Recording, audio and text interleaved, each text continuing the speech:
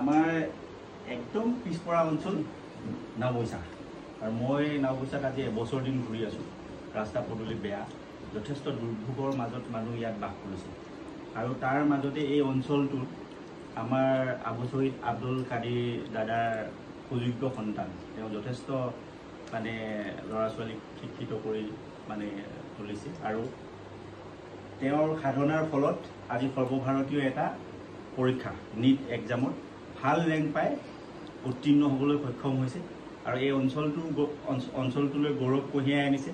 আমিও তেওঁলৈ গৌৰৱান্বিত হৈছোঁ আৰু আশা কৰিম এই পিছপৰা অঞ্চলটোৰ পৰা তেওঁ এজন সুচিকিৎসক হৈ এটা সময়ত ঘূৰি আহি আমাৰ এই ৰোগত পীড়িত দুখ দুৰ্দশাৰে জৰ্জৰিত এই অঞ্চলটোৰ ইয়াৰ পৰা এগৰাকী প্ৰসূতি মাতৃক আমি লৈ যাব নোৱাৰোঁ হস্পিটেললৈ, এগৰাকী গৰ্ভৱতী মাতৃক লৈ যাবৰ কাৰণে আমাৰ কষ্ট হয়, ইমানেই ৰাস্তা পদূলি বেয়া। গতিকে এটা সময়ত আমি ভাবিম যে তেওঁ এজন সুচিকিৎসক হৈ ওলাই আহি খুব সুন্দৰকৈ এই অঞ্চলটোৰ মানুহক দুখ দুৰ্দশাৰ পৰা মুক্ত কৰিবৰ কাৰণে সক্ষম হ'ব। গতিকে আজি আমি তেওঁক শুভেচ্ছা জনাইছোঁ।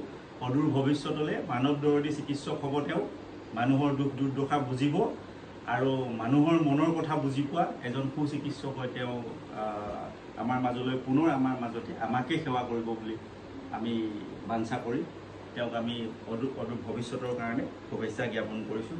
ধন্যবাদ। ভাল হ'ব লাগিব দেই। ফটো এখন লৈ দিয়া আমাৰ ইয়াত মানে এনেকুৱা অৱস্থা হয় যে কিছুমান স্কুলত মেট্ৰিক পৰীক্ষা দিয়ে 40টা ষ্টুডেণ্টে, এই সোণাপুৰত ন এখন 40টা ষ্টুডেণ্টৰ 40টাই ফেইল কৰে। গতিকে এই অঞ্চলটোত যে তুমি নীট এক্সাম কোৱালিফাইড কৰিছা তাৰ কাৰণে আমি গৌৰৱবোধ কৰিছোঁ আৰু অঞ্চলটোলৈও গৌৰৱ কঢ়িয়াই আনিছা।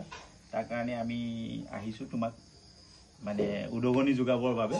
ইন ফিউচাৰ অদূৰ ভৱিষ্যতে অঞ্চলটোলৈ সুনাম কঢ়িয়াই আনিব লাগিব দেই। গতিকে হয়, নিশ্চয় আশীৰ্বাদ থাকিব দেই। ভালকৈ পঢ়া শুনা কৰিবা। পানধৰা অঞ্চলটো কিন্তু আৰু এটা ডাঙৰ বৈশিষ্ট্য আছে। কি আছে? আমাৰ গোটেই ইছলামপুৰৰ প্ৰথম ডক্টৰজন কিন্তু পানধৰা অঞ্চলৰ পৰা। হয় নেকি? বঢ়িয়া।